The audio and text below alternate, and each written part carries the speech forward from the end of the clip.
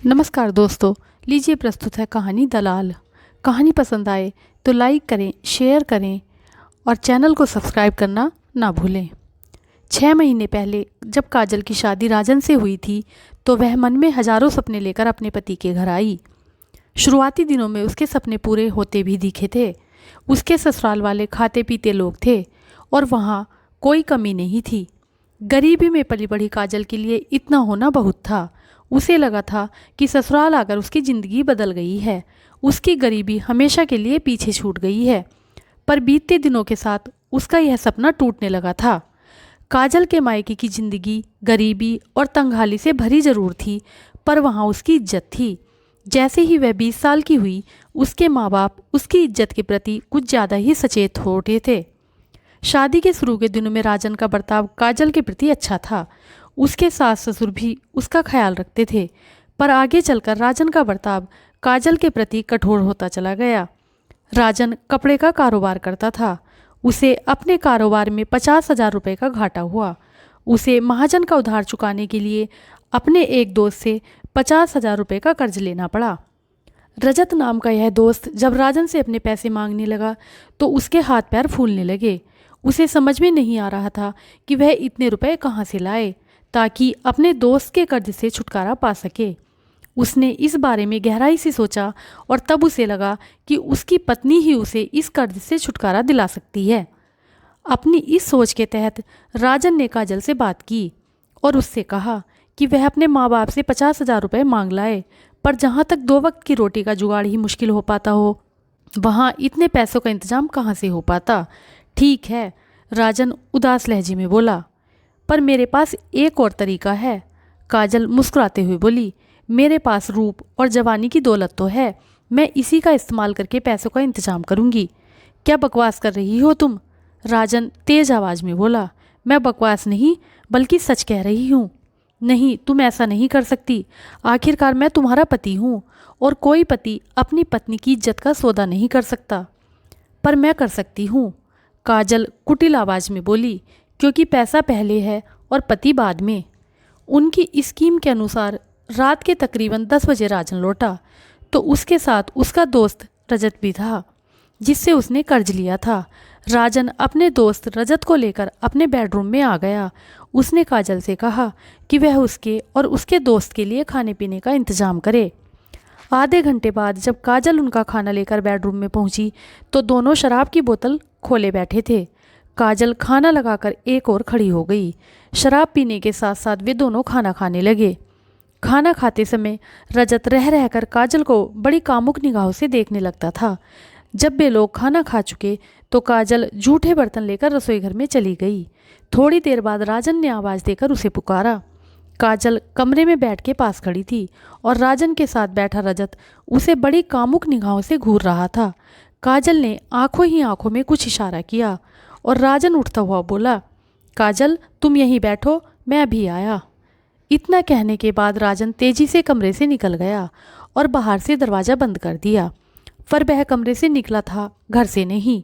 राजन दरवाजे के पास अपना मोबाइल फ़ोन के साथ छिपा बैठा था ताकि काजल और रजत के प्यार के पलों की वीडियो फिल्म बना सके। राजन के कमरे से निकलते ही रजत काजल से छेड़छाड़ करने लगा। यह क्या कर रहे हो तुम? काजल नकली नाराज़गी दिखाते हुए बोली, छोड़ो मुझे।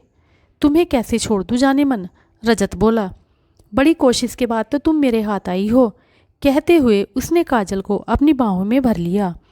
रजत की इस हरकत से काजल पल भर को तो बौखला उठी, फिर उसकी बाहों में मचलते हुए बोली, छोड़ो मुझे, वरना मैं तुम्हारी शिकायत अपने पति से करूंगी। पति कहकर रजत कुटिलता से मुस्कुराया। तुम्हारा पति भला मेरा क्या बिगाड़ लेगा? वह तो गले तक मेरे कर्ज में डूबा हुआ है। सच तो यह है कि वह खुद चाहता है कि मैं तुम्हारी जवानी से खेलूं ताकि उसे कर्ज चुकाने के लिए थोड़ी और मोहलत मिल जाए। नहीं, राजन ऐसा नहीं कर सकता। काजल अपने पति पर भरोसा करते हुए बोली, तुम्हें यकीन नहीं आता? रजत उसका मजाक उड़ाते हुए बोला, तो खुद जाकर दरवाज़ा चेक कर लो, तुम्हारे पति ने बाहर से दरवाज़ा बंद कर दिया है। नहीं, कहकर काजल दरवाजे की ओर भागी, पर शराब और वासना के नशे से जोश में आए एक मर्द से एक औरत कब तक बचती। रजत ने झपट कर उसे अपनी बाहों में उठाया और बिस्तर पर उछाल दिया। अब काजल संभलती हुई उस पर सवार थी। ऐसा करते हुए यह बात रजत के सपने में भी न थी कि उसका यह मजा आगे चलकर उसके लिए कितनी बड़ी मुसीबत खड़ी करने वाला है। रजत के जाने के बाद जब राजन कमरे में आया तो नकली गुस्सा और अपमान से भरी काजल बोली, कैसे पति हो तुम? पति तो अपनी पत्नी की इज्जत और हिफाजत के लिए अपना सब कुछ दांव पर लगा देते हैं, पर तुमने तो अपना कर्ज उतारने के लिए अपनी पत्नी की ही इज्जत को दांव पर लगा दिया। बदले में राजन मुस्कुराते हुए बोला, काजल, कुछ पल रजत के साथ बिताने के एवज में अब हमें उस कर्ज से जल्दी ही छुटकारा मिल जाएगा। इसके तीसरे दिन जब रजत अपने पैसे मांगने राजन के घर पहुंचा तो राजन ने उसे अपने मोबाइल फ़ोन से बनाई वह वीडियो फिल्म दिखाई। फिर उसे धमकाता हुआ बोला, रजत, अब तुम अपने पैसे भूल ही जाओ। अगर तुमने ऐसा नहीं किया तो मैं यह वीडियो क्लिप पुलिस तक पहुंचा दूंगा और तुम्हारे खिलाफ रिपोर्ट लिखवा दूंगा कि तुमने मेरी पत्नी के साथ बलात्कार किया है। इसके बाद पुलिस तुम्हारी क्या गत बनाएगी, इसकी कल्पना तुम आसानी से कर सकते हो। रजत हैरान सा राजन को देखता रह गया।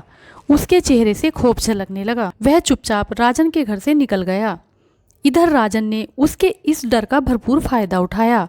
इस वीडियो क्लिप को आधार बनाकर वह रजत को ब्लैकमेल कर उससे पैसे ऐंठने लगा। रजत राजन की साजिश का शिकार जरूर हो गया था, पर वह भी कम शातिर न था। आखिर वह लाखों रुपए का कारोबार ऐसे ही नहीं चलाता था। उसने इस मामले पर गहराई से विचार किया और राजन के हथियार से ही उसे मात देने की योजना बनाई। अपनी योजना के तहत जब अगली बार राजन उससे पैसे वसूलने आया तो रजत बोला, राजन, तुम कब तक यूं ही मुझे ब्लैकमेल करते रहोगे? आखिरकार तुम मेरे दोस्त हो, कम से कम इस बात का तो लिहाज करो। मैं पैसे के अलावा और किसी का दोस्त नहीं। अगर मैं पैसे कमाने का इससे भी बड़ा जरिया तुम्हें बता दूं तो क्या तुम मेरा पीछा छोड़ दोगे? क्या मतलब? राजन की आंखों में लालच की चमक उभरी। मेरी नज़र में एक करोड़पति है जिसकी कमजोरी खूबसूरत और घरेलू औरतें हैं। अगर तुम बुरा न मानो तो तुम काजल को उसके पास भेज दिया करो। इससे तुम हजारों ही नहीं बल्कि लाखों रुपए कमा सकते हो। लालच के चलते काजल और राजन रजत द्वारा फैलाए जाल में फंस गए।